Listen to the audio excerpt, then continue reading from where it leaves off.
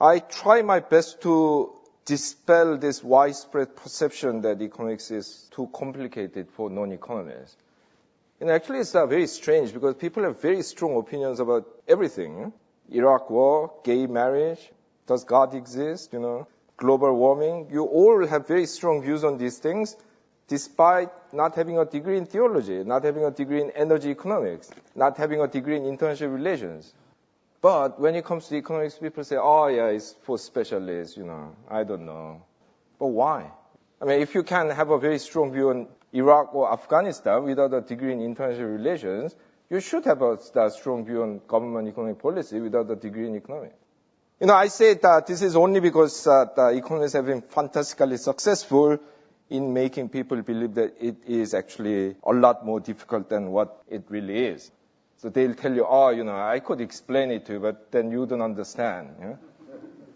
95% of economics is common sense. Of course, made to look difficult with the use of jargon and mathematics. And even the remaining 5% can be understood, at least in its essence, if not in all technical details, if someone bothers to explain it to you in an accessible way. For example, what is economics? The ethical foundations of economics. Whether you can separate economics and politics, and how different ways of conceptualizing the economy affects the way we see the world. For example, people think that today's free market economics is a direct descendant of Adam Smith, but this is not true. In Adam Smith and other so-called classical economists, the society, the economy was conceptualized as being made up of classes, not individuals. And the whole theory evolved around how the way these different classes with different material interests behave affect the way capital is accumulated, the economic growth, income is distributed, and so on. Today in free market economics, there's only individual. When you tell people, isn't there a class? They'll say, no, that's an old Marxist concept. But if that's the case, why do the marketing companies have all these class categories when they do marketing campaign strategy? Because they'll look at groups A, B, C, C1, C2, target the advertising according to the type of people. Now, many economists will tell you that economics is a science in which there's only one right theory. There are at least 9 different major schools of economics, and indeed several more if you count minor schools or split the major ones into sub-schools, each with its own unique strengths and weaknesses. And for free market economics alone, you have 3 different kinds: classical economics, neoclassical economics, Austrian economics. So actually there isn't one right theory. And my contention is that we need all these diverse approaches to economics in order to fully understand our economy, because they all make certain assumptions. They all have different underlying political and ethical values. They have all sorts of different theories about how the economy grows and so on. And to make this point, I give you the Singapore problem, or what I call life is stranger than fiction.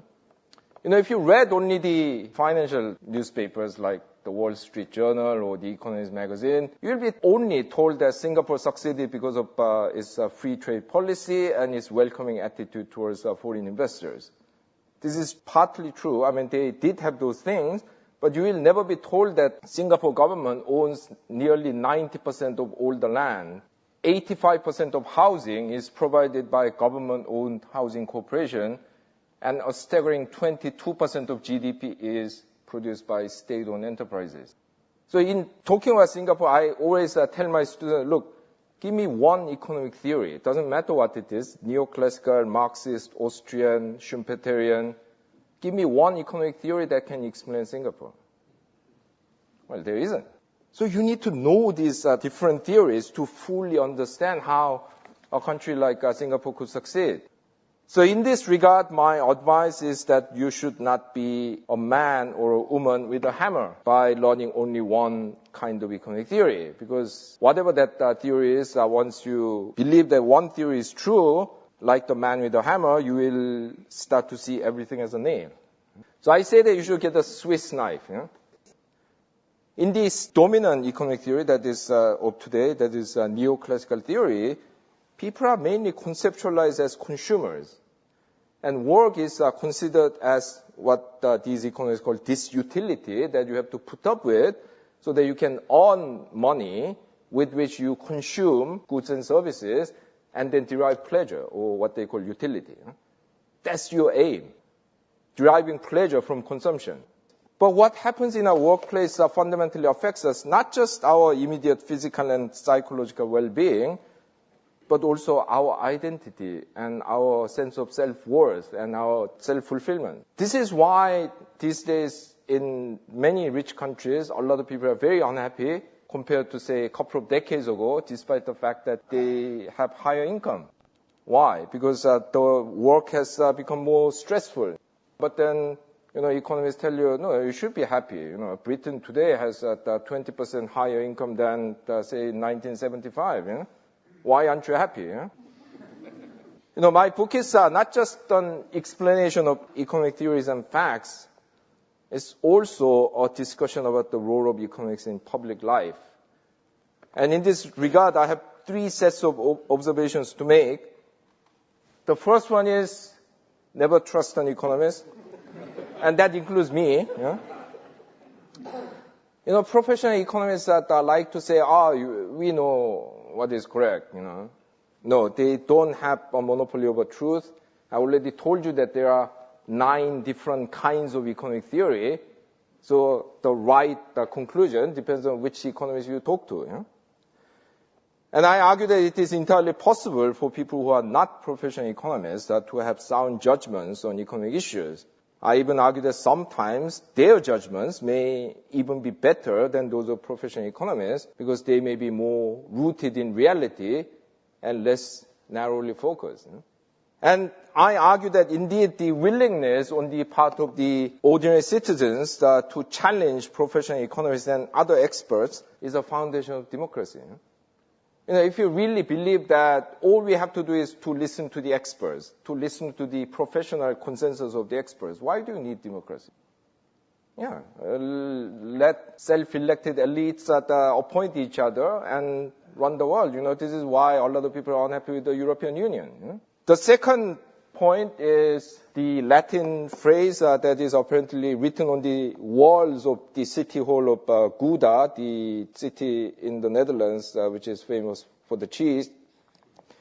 And it says, I'm not even going to pretend to speak Latin, so it basically says, listen even to the other side. And I argue that this is the attitude you have to have in debating on economic issues. I'm not suggesting that you should have no opinion of your own. But what I'm trying to tell you is that given the complexity of the world and given the necessarily partial nature of all economic theories, you should be humble about the validity of your own favorite theory and should keep an open mind about it. Finally, even while I constantly make reform proposals, I emphasize how difficult it is to change the economic reality. Well, sometimes the reason is obvious. People who benefit from the status quo want to thwart change by any means, lobbying, bribery, media propaganda, and even violence. But the status quo often gets defended even without some people actively being evil. Because the thing about the market system is that the rule is $1, one vote.